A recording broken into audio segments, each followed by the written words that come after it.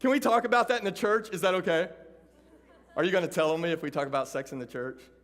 Because can we be honest? Most of the time, this is how church approaches sex. Is like we're either silent about it or we demonize it, don't we? And we'll say this: sex is gross, vile, and disgusting. So save it for the one you love, right? Like, how confusing is that? How confusing is that? Like, can I let you in on a little secret? That God is not against sex. That God is for sex. That God even created sex. Go back to Genesis chapter 1. Now, don't get all awkward on me now. You got to stay with me, all right? A healthy view of sex. Now, go back to Genesis chapter 1, verse 27 again. We're going to look at this. So God created man in his own image. In the image of God, he created him. Male and female, he created what? Them. And God, look at verse 28, and God blessed them, and God said to them, be fruitful and what? Multiply and what? Fill the earth. Okay, you're old enough to know how that happens, right? Like, have you ever heard somebody say this? It's biblical.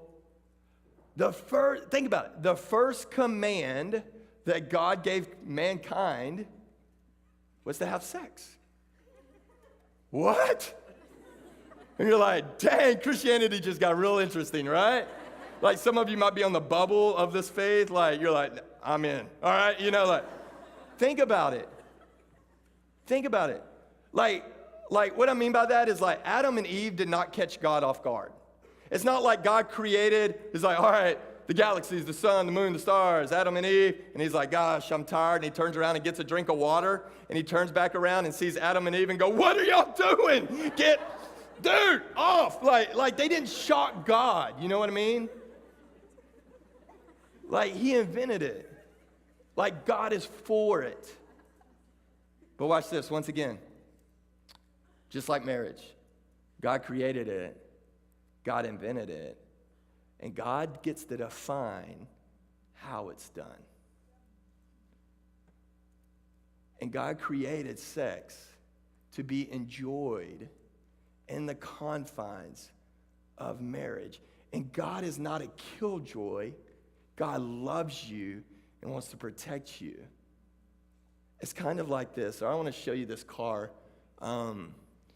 So as hungry college students, can we show this car up here on the screen? Yay, no? Yeah? No? All right, let's pretend there's a car on the screen, all right? And it's a Lamborghini. And it's worth $4.7 million. Did you know there's a Lamborghini that's $4.7 million? And how many of you, if I said, hey, I'm going to give you this car, you would accept that car? Now, I don't know about you. I'm a truck guy, so I would sell it. All right, but here's the deal. If I said, hey, here's a Lamborghini that's worth $4.7 million, it's priceless. This Lamborghini is made for what? What are Lamborghinis made for? The racetrack, right? They're made for the roadway. And you're like, cool, I think I'm going to take this thing mudding, right? And everybody would go like, bro, you are not smart. Like, because that thing is not made for off-road, it's made for the racetrack, right? There it is, yeah. That's not even the one. You found one real fast. That was awesome. Dude, you're on the spot, all right. It's not even the one I said, but it works. All right, so you got this Lamborghini, and you're like, man, I'm taking this thing off-road, and I'm gonna like go through mud pits, and you're like, that's not smart. Why? Because a Lamborghini is created for the racetrack. Watch this. Sex is created for the roadway of marriage. And you say, nah, man, I think I'm going to take that off-road. You know what happens when you take $4.7 million cars off-road? Yeah. Why? Because it's not created for that. And things fall apart, and things break, and things get destroyed. When you take sex off the roadway of marriage, things break, primarily our heart. Things start falling apart, our soul. And things get hurt, us. It's created and beautiful for the roadway of marriage.